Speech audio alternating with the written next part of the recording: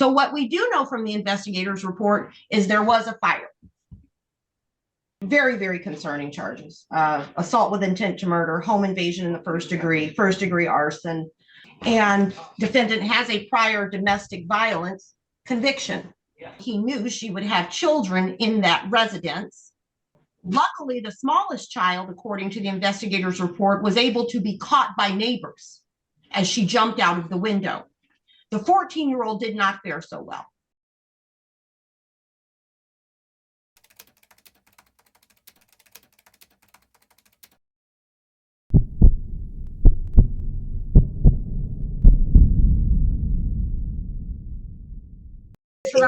Counsel. Thanks, Judge. Good afternoon. Steve Vincent for the people. Good morning, Your Honor. Delisha Taylor Coleman, P5678 on behalf of Scruggs. He stands mute, ways formal. Thank you, counsel. Court notes formal reading has been waived in interest and not guilty plea on your client's behalf. Argument is to bond from the people. I am familiar with the investigator's report. Okay, that's good, Judge. We're going to be asking for $2.5 million cash. No surety. If the defendant were ever to post, we're going to be asking for tether and house arrest. Now, the reason being, Judge, besides the allegations, based on the nature of the charges, the overwhelming evidence of defendant's guilt in this matter, the dangerousness the defendant posed in this incident to individuals and the community, the fact that he's had fourth notice, as well as the fact that we had individuals in here, I believe it was 2 individuals under the age of 15 years old that had to jump from a 5th floor apartment. And usually when we're talking about those types of heights, it doesn't end very well.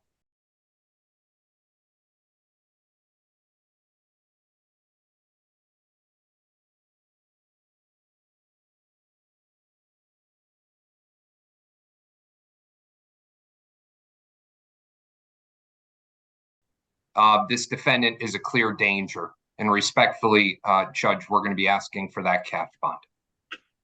Thank you. From the defense. Your Honor, Mr. Scruggs was gainfully employed. I've known him for a number of years. His last convictions were in 2006, FIP in 2005, a B&E.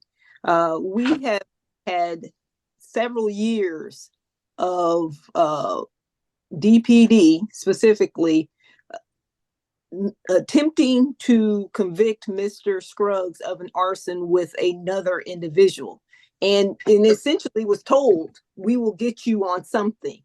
I do not believe there is overwhelming evidence. I do not have the benefit of seeing the investigator's report, but where the investigators have targeted, repeatedly charged my client, and then and I was the counsel of the previous case with an arson allegation, was told, don't think you're getting away.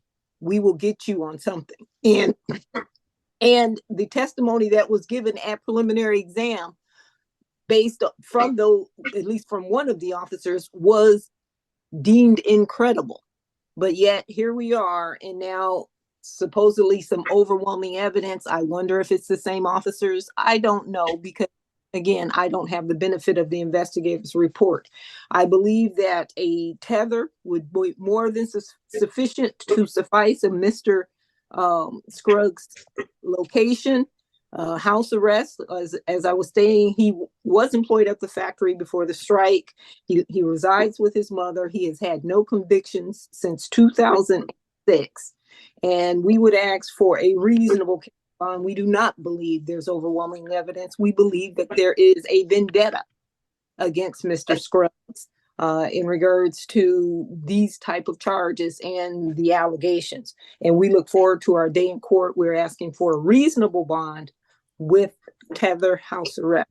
And when we say reasonable, we are saying $150,000 cash surety, 10%. Mr. Scruggs is currently employed. He's residing with his mother. He was in the process of trying to go back to work. The strike is looking like it's almost over with, but we would ask for a reasonable bond and let this vendetta be played out in this manner. Judge, one clarification. Okay, just a minute. The charge here is very, very concerning charges. Assault with intent to murder, home invasion in the first degree arson. One of the things, though, is that this all is alleged to have come out of a domestic dispute. And defendant has a prior domestic violence conviction.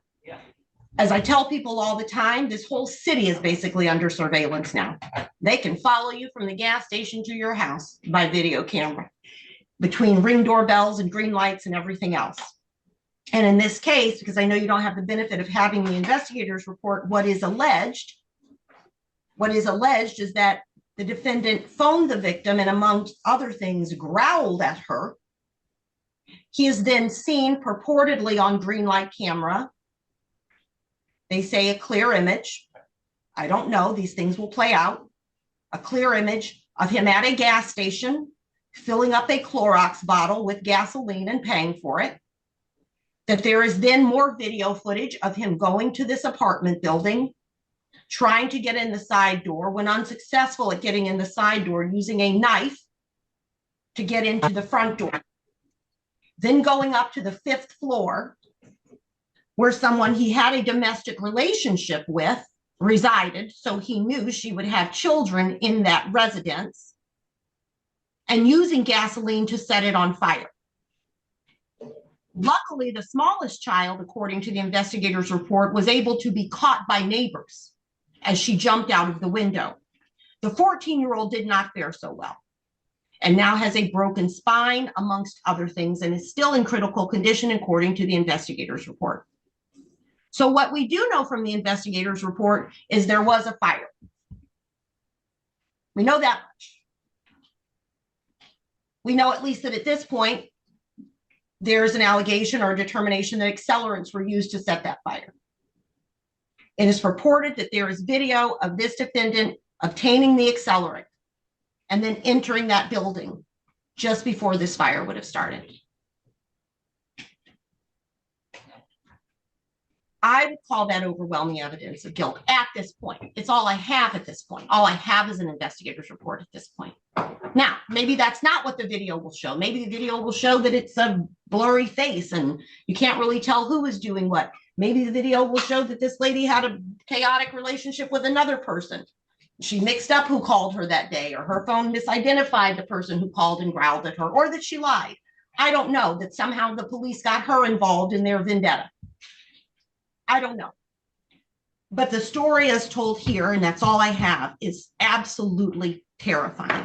Absolutely terrifying.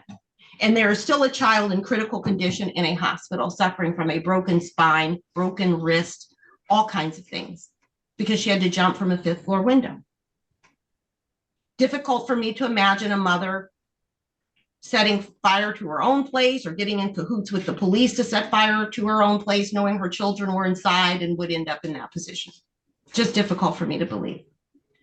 I do think there is overwhelming evidence of guilt. I think that the allegations are terrifying. I think that they signal a high degree of risk to the community. I think coupled with the prior domestic violence conviction, it lends some credibility to the allegations here. I am going to set bond in the amount of $1 million cash, no surety. I do not believe the community is safe if Mr. Scruggs is out, nor do I believe this complainant and her children specifically are safe if he is out. If he's able to make the $1 million cash bond, he must be fitted with a GPS tether, which will require full home confinement. There is to be no contact with any of the complainants in this case. No verbal contact, no written contact, no contact through third parties or social media. Any attempt at contact would be considered a violation of the conditions of the bond. All right, thank you. If it's a vendetta and it's all made up, then certainly I wish Mr. Scruggs the best of luck and that the truth prevails and all of this comes out when these videos, purported videos and photos are reviewed. Thank you.